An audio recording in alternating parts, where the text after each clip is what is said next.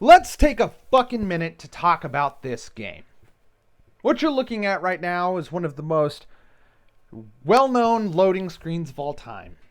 Fallout New Vegas. This game received an 84% on Metacritic.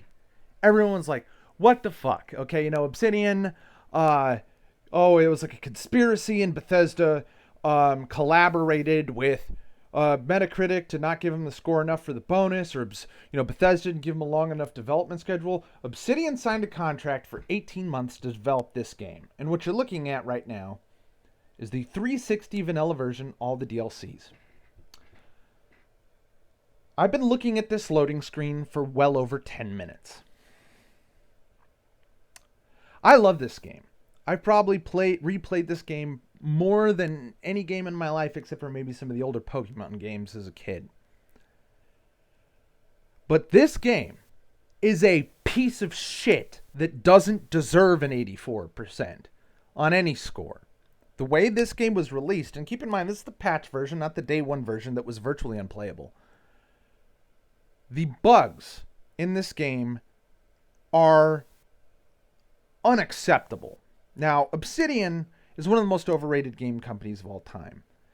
The issues that they had with the development not really finishing, because as great and deep as the content is in Fallout New Vegas, this game's half finished, more or less, compared to the planned content. The Legion quest lines virtually cut in half. There were other more expanded quest lines for Brotherhood of Steel and even for the Fiends that were cut. A lot of cut content in this game, a lot of shortened quests, reduced areas and all that. But that's because Obsidian overpromised what they could do on their contract. They did this with Coder 2, released the game relatively good condition, but it was unfinished, very buggy.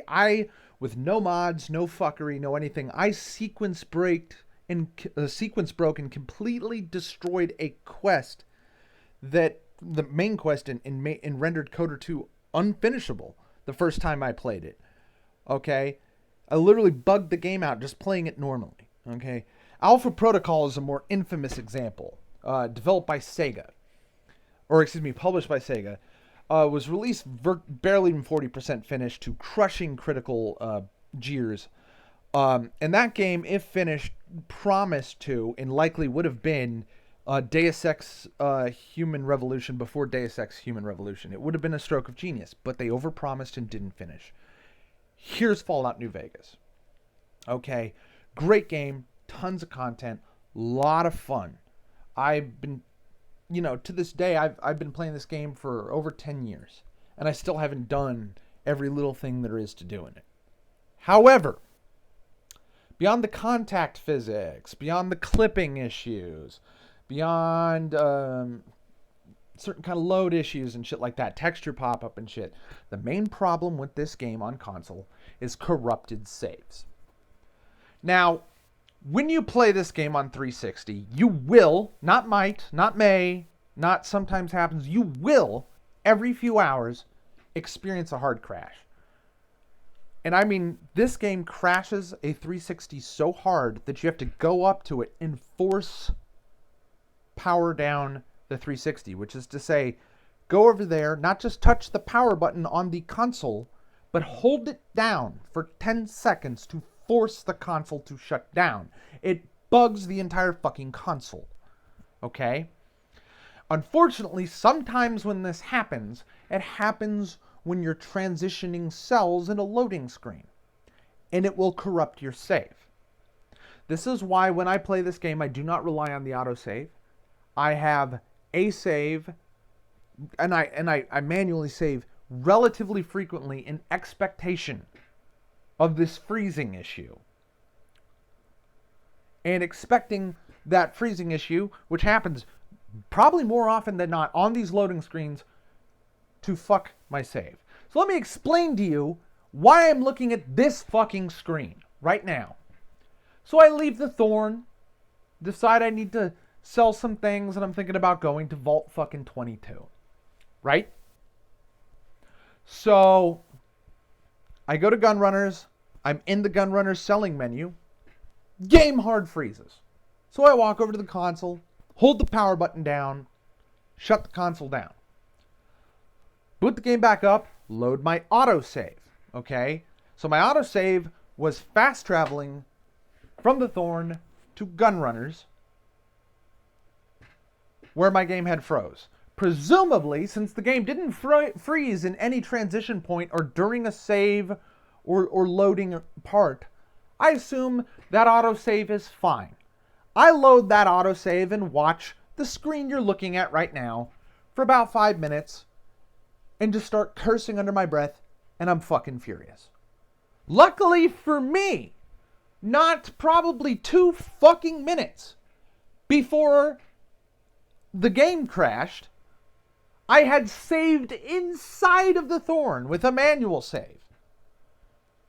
So I think, okay, that autosave, which should not have been corrupted, was not labeled as corrupted, was corrupted and would not load, that I could fucking take, hey, hallelujah, I have this fucking hard save that I did manual save inside of the Thorn not 2 minutes before.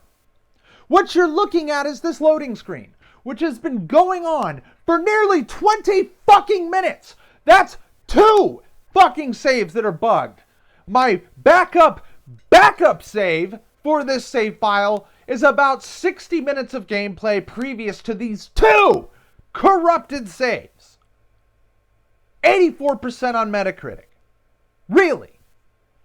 This is one of the greatest RPGs of all time, but if you had to give it an honest score, let me explain to you, I haven't done one of these reviews in a very long time, what my score is for vanilla console New Vegas, or all DLC's Gunrunner Arsenal console 360 New Vegas.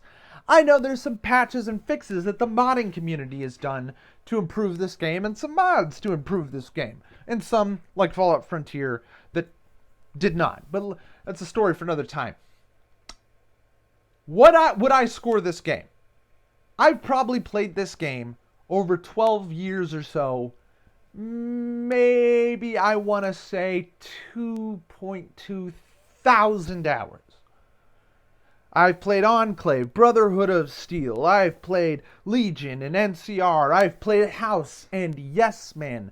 I have done every fucking way of getting all the gold bars out of the Dead Money Vault, except for siding with Elijah and getting the Prompto game over. I've done every ending of Old World Blues. I have, sorry to say, only once ever done Lonesome Road, The Divide, without befriending Ulysses. I almost always have 100 speech walking into there because I think Ulysses is a crazy man that I just don't feel like fighting because he's a hell of a boss. So you'd think I've probably played this game more than almost any other game in my life, that I'd give it a 10. There are very few games I've ever given a 10 in my life. The only one that comes to mind off the top of my head was Grand Theft Auto San Andreas. Most critics, despite how well beloved this game, has given it more along an 8 out of 10 to 85 out of 100 type score, right? The way I score games is not your Game Informer, IGN, Game Pro magazine, whatever bullshit access journalism, fucking shill media where everything is between a 6 and a 10 and only true abominations are ever scored below 6. No. Every single game is a 5 the second I start playing it. And the more fun I have, the closer it gets to 10. And there are few games I've had more fun with than this game. However, the sheer amount of issues I've had, unique legendary weapons disappearing from Boone's inventory due to a glitch with the casinos, many quests that can become bugged, like that fucking Camp Searchlight quest where you can never find the last ghoul with the last fucking dog tag. All sorts of fucking problems. All the fucking cut content. The fact that the graphics are fucking hideous. Some level designs kind of shit. Game balance maybe. But really, anything that stops me from scoring this game at least like a 98 out of 100 is this. What you're looking at right now. This video has now been 10 minutes long. And this fucking screen's been going on for 10 minutes before that. And 10 minutes before that, I was looking at a loading screen for a different save file.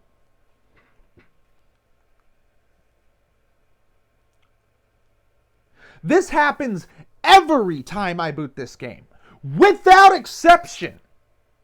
This is a fact of playing this game on 360. That some bullshit, corrupted saves, infinite loading times, hard console crashes, soft locks, freezes, audio issues, that kind of fucking bullshit where shit fucks up and fucks up permanently. And you have to be wise to it. Imagine if I only played this game on an autosave.